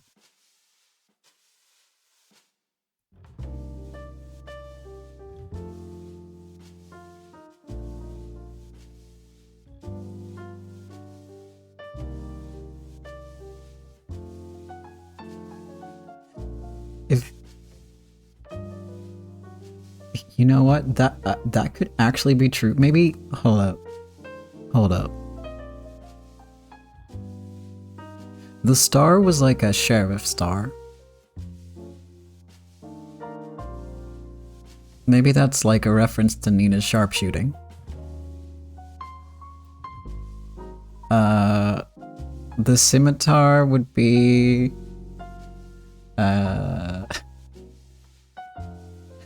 I don't know. The wheat could be the Nikuman, because that's probably made with wheat. The dough, you know? The chains, though, and the scimitars.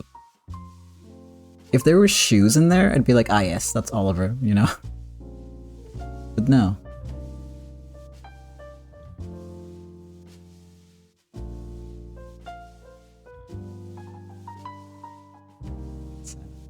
Golden Shoe 1948, yeah. When we're done with the whole story, I'll try to look up a list.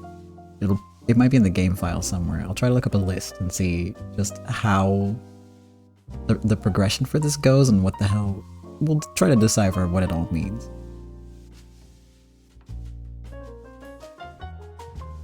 Because I think it'd be funny.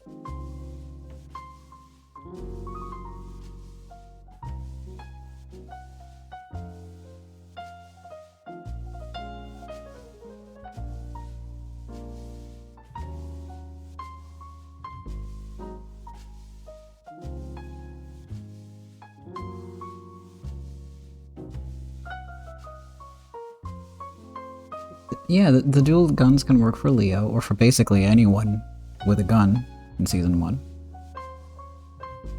The Eagle...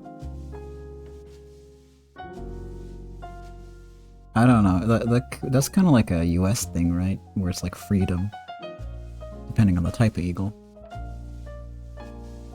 I mean, there's also the other angle for an eagle, but...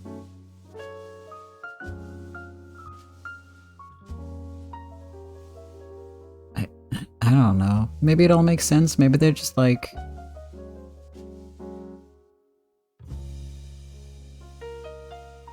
I don't know. Maybe it's just some images they... Yeah, could be. Or maybe it's just kind of random.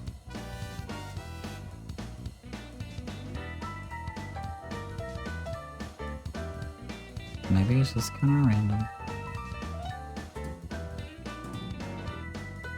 I think this is why I want to look up the whole range, you know, because if you see everything, maybe then it makes sense.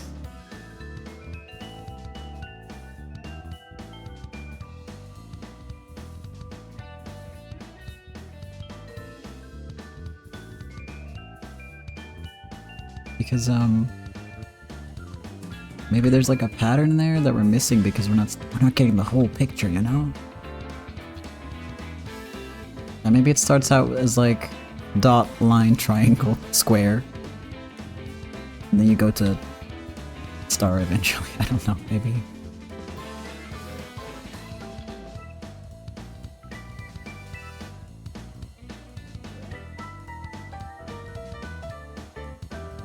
I don't know. I might have skipped a whole bunch today because I did pretty good compared to last time as well, so we missed a lot of badges, I think. We'll have to wait and see and find out. Eventually we'll know. And it'll... Honestly, I suspect it will still be confusing as fuck if you put them all next to each other. I think the only kind of logical progression you're gonna get is like bronze, silver, gold. And then something wildly different. That's what I'm expecting. But we'll see. Anyway. Next week, we will be back with more Rose Guns Days.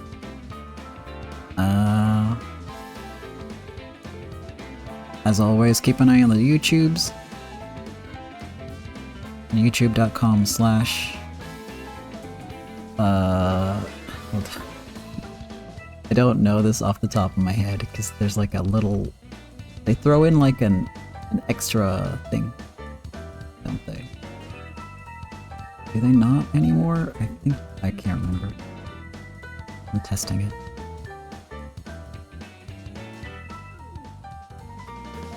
Okay, yeah, it's youtube.com/@samtankers. That's me. To stay up to date with the Rose Guns Day stuff, you know, catch up if you missed anything. I'm also doing a Baldur's Gate playthrough with friends. That's a lot of fun. So keep an eye on that. And yep, going to be back next week. And then the week after that, I will be taking a break. And then next year, we'll just be streaming on the 4th again. So next time is going to most likely be the wrap-up for Act 2. I think, maybe, I hope. I don't know. And then we'll take a break, and then we'll kick off again next year. So yeah, that's the plan. Thank you so much for watching today. Whether you're a cat in the chat, or lurking, or Vape in the chat, he was also there. Or lurking, or watching the VOD, or whatever it is, I really appreciate it. Thank you so much. Hopefully I'll see you again next time. It was a good stream, I had fun. Hope you had fun too. Have a good day, week, year, and then the year after that, because it's almost 24. And then the year after that, while we're at it, why not? Have a good 2025. See you again next time. Bye bye.